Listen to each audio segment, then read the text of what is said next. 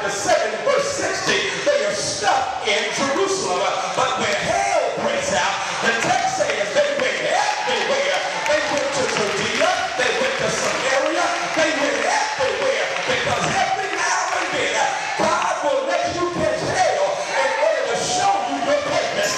Every now and then God will let hell break out, and what they got away with murder, God can launch a movement.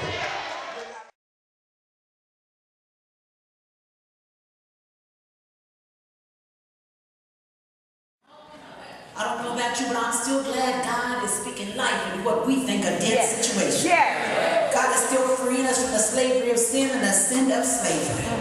God understood that even in 2013, black people that should know that God can free us up from all of our stuff, who have started living into the culture instead of understanding we live into what Christ wants us to do. God knew that even in 2013, somebody was going to be sitting still too long. That's why over 2,000 years ago, there was a meeting up in heaven one day. Jesus, who was there in the beginning and moved across the face of the chaotic water. Jesus, the prophet of Isaiah, called Wonderful Counselor, Prince of Peace. Jesus modeled how little becomes much when we get up and do what we're supposed to do. That's why Jesus took one historical conversation.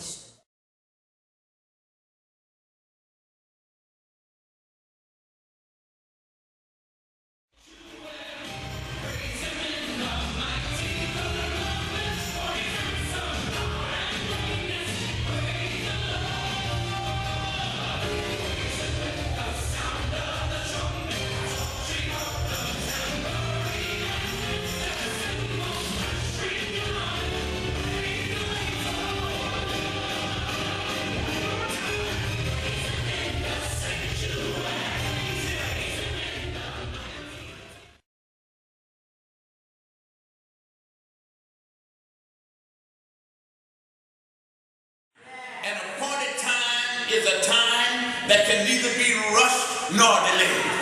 An appointed time says God has a fixed and ordered time in which to move decisively in your life. If it hadn't happened yet, it's because you're not at the end yet. The Bible says at the end, it shall speak and not lie. Oh, I'm through this morning, but I come to union to tell you this morning that when you wait on that which God has promised, it is not a lie upon which you have fixed your heart. It is not a vain hope that shall bear no fruit. But when you wait upon that which God has promised, it will surely come. I do not know what God has promised you, but if it is in God's will, you just wait, and it will come on after a while.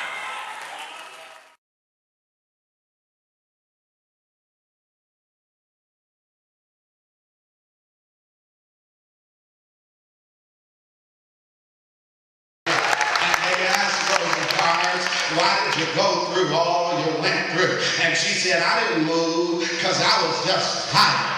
I was sick and tired of being sick and tired.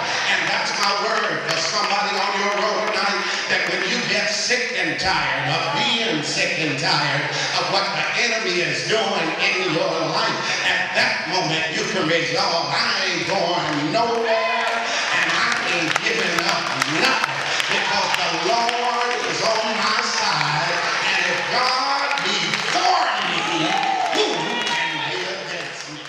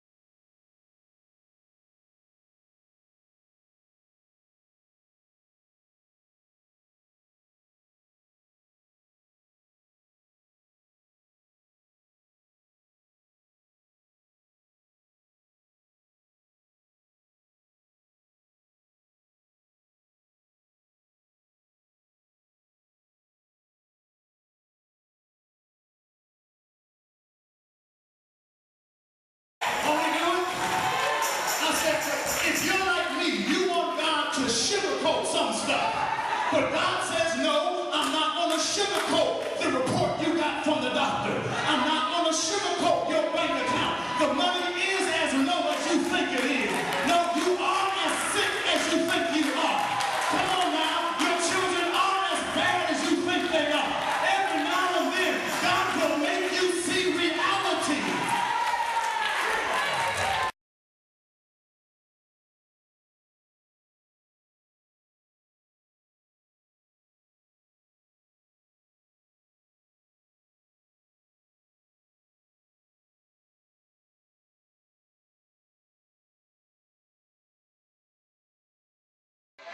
You do know John, don't you? John is known as the beloved disciple.